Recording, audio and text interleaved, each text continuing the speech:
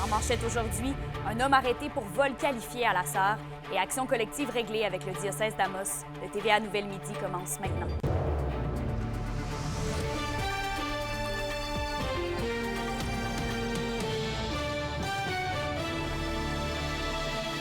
Bonjour à tous et bienvenue au TVA Midi. On commence le bulletin avec un vol qualifié commis hier à la Sarre. Un individu de 20 ans fait face à la justice.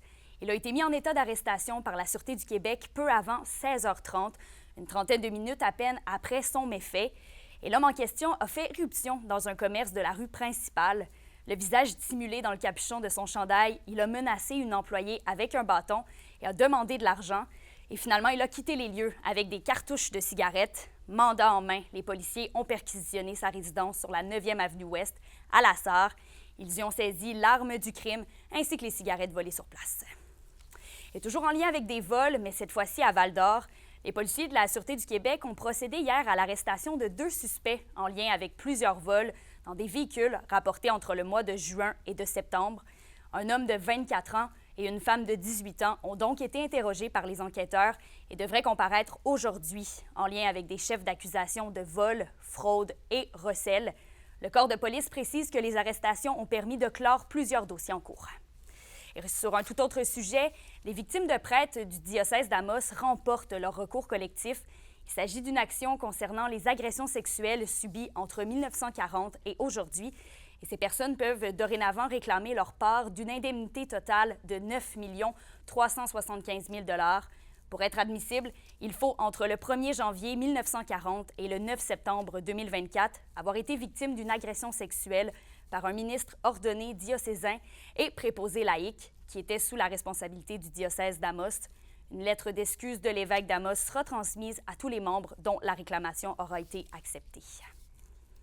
Et c'est la rentrée parlementaire à Ottawa et le Bloc québécois estime être dans une position favorable avec le déchirement de l'entente entre le NPD et le Parti libéral du Canada. Donc, Félix, comment les élus bloquistes de la région comptent tirer leur épingle du jeu? Eh bien, Kémilia, j'ai parlé à Sébastien Lemire, le député de l'Abitibi-Témiscamingue, un peu plus tôt, et ce qu'il me disait, c'est que le déchirement de l'entente entre le NPD et le Parti libéral du Canada, bien, ça faisait en sorte que ça créait une dynamique un peu plus équilibrée au Parlement, et ça permet au Bloc québécois de faire avancer leur dossier. Déjà en Chambre hier, M. Lemire a parlé des personnes issues des Premières Nations qui font face à des bavures policières, lui-même qui est porte-parole des personnes autochtones. Mais il y a aussi plusieurs dossiers qui tiennent à cœur le Bloc québécois, à commencer par une distribution un peu plus égalitaire chez les personnes aînées. Les personnes de 64 à 75 ans, d'ailleurs, reçoivent un peu moins d'argent que les personnes de 75 ans et plus. Et ça, le Bloc, bien, ils veulent que ça change. Monsieur Lemire me parlait aussi qu'il veut que les Témiscabitibiens aient accès à un passeport beaucoup plus facilement. D'ailleurs, je vais le laisser en dire davantage à ce sujet. Et s'assurer qu'on ait le même service que dans bien des régions éloignées, dites éloignées comme Rouyn-Noranda l'est, bien, il y a un service de passeport 10 jours maintenant. Et ce même service-là doit être implanté à Rouyn-Noranda. Ça fait un long moment que je le revendique. Ça fait un long moment qu'on me dit ah, tout est prêt à être mis en place, mais il y a des éléments techniques qui font en sorte que ça n'arrive pas. Bien, je pense que c'est important de faire atterrir ça très rapidement parce que pendant ce temps-là, ben il y a des gens qui subissent la conséquence de se dire bon ben moi je vais aller faire un tour, j'ai pas le choix, je vais faire un aller-retour à Gatineau, à Montréal.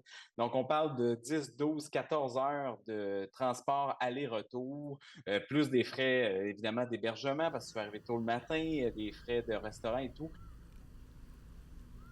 Et en terminant, Kémilia, le Bloc québécois veut aussi une révision des critères de financement de Patrimoine Canada. Ils veulent aussi l'octroi de financement pour l'agriculture en milieu nordique et ils veulent empêcher le décret fédéral sur la protection du caribou. Je vais vous revenir ce soir avec le point de vue de la députée d'Abitibi-Baie-James, Nunavik-Ailloux, Sylvie Bérubé, en plus. D'accord, merci Félix. Je vous en prie. On reste en politique. Le Val-d'Or a fixé le scrutin de l'élection du district 2 au 1er décembre prochain. Cette élection fait suite à la démission de M. Maxime Gagné le 6 septembre dernier. Lui qui avait passé 3 ans dans ce rôle. Et le dépôt pour d'éventuelles candidatures sera ouvert du 18 octobre au 1er novembre 2024.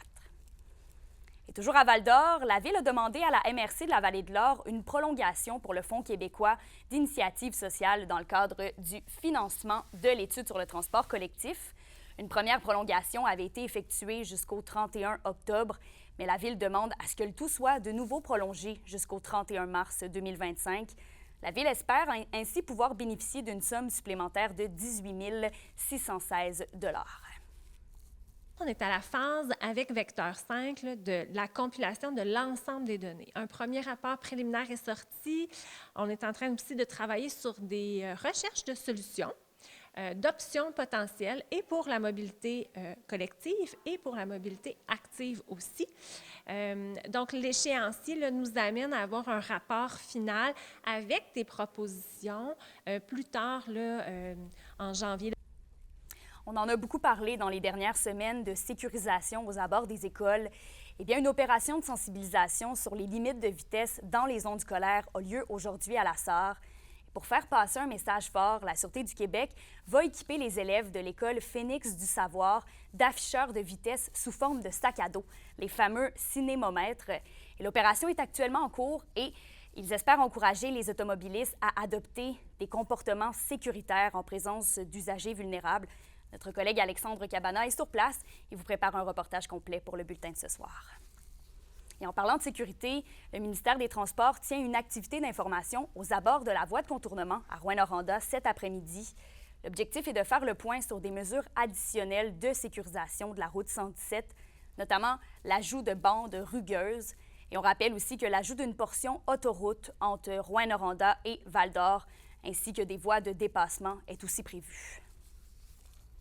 La question du jour TVA, une présentation de Mobilier Bélan qui vous offre depuis plus de 50 ans un service de qualité et un grand choix de matelas, mobilier, électro au prix compétitif que vous recherchez. À la question du jour, on vous demande, avez-vous constaté une amélioration de la sécurité sur la route 117? Pour voter et commenter, rendez-vous au tvaabitibi.ca. La superficie des titres miniers est en augmentation dans la région depuis 2005, alors que la superficie en Abitibi occupait 12 % il y a 20 ans. Voilà qu'elle est rendue désormais à 33 % en date d'aujourd'hui, selon la Société de l'eau souterraine de l'Abitibi-Témiscamingue. Et à noter que cette croissance a également doublé depuis 2020. Et aussi, le gouvernement du Québec s'engage à atteindre 30 % d'aires protégées d'ici 2030, une situation qui rend les choses compliquées pour les titres miniers actifs. Eh bien, si vous êtes un chasseur, avez-vous déjà perdu la trace d'un gibier abattu? Eh bien, l'Association des conducteurs de chiens de sang du Québec se donne pour mission, depuis 2008, de retrouver les gibiers égarés. Et à moins d'une semaine du début de la chasse, Anthony Dallaire est allé à la rencontre de l'un de ses passionnés. Lexi, viens! Viens.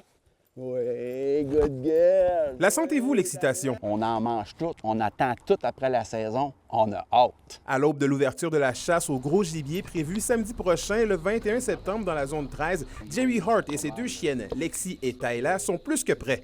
Ils sont 14 dans la région à être accrédités comme conducteurs de chiens de sang. Moi, ma job, là, ma passion, là, c'est de retrouver son orignal pour pas que le chasseur en tire un autre. L'orignal, là, c'est un beau gibier, c'est un bon gibier. Le monde adore le gibier d'orignal. Mais il faut en prendre soin pareil. Il faut être capable d'avoir une relève. Les chiens de sang sont conçus et entraînés spécifiquement pour ces tâches. Quand on parle d'entraînement pour un chien de sang, c'est on prend 250 ml de sang, on fait 1 km en forêt, on crée 3,90, des traverses de ruisseaux, puis on arrête le tracé au bout d'1 km. Au bout de 24 heures, le lendemain, je pars avec une peau de chevreuil ou une peau d'orignal. Je vais cacher ça au bout.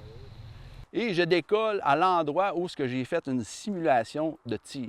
Une fois contacté, le conducteur questionne le chasseur au téléphone pour faire une première évaluation. Une fois sur place, des mises en situation sont faites pour établir les orientations de recherche. À partir de ce moment-là, c'est là qu'on pogne le chien, qu'on prend le chien et on le décolle à l'endroit où l'orignal a été atteint par le projectile. On peut faire 1 km, 2 km, des fois 3 km. La plus grosse recherche que j'ai faite aujourd'hui, c'est 8,75 km en arrière d'un orignal. On l'a récupéré.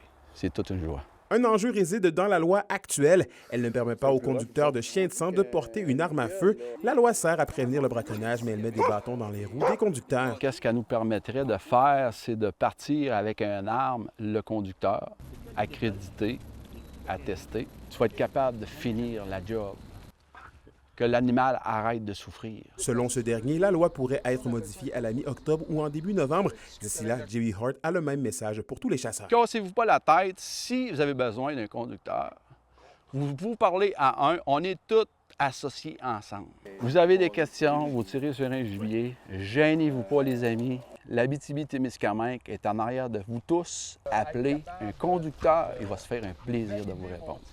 Fait que bonne saison de chasse. Anthony Dallaire, RFI Nouvelles, Val-d'Or. Une seconde marche de la réconciliation va avoir lieu lundi prochain, le 23 septembre, à Kitsakik. C'est Stanley Volant, le premier chirurgien autochtone au pays, qui en fait le lancement. Donc, 20 marcheurs de différentes communautés vont prendre le départ.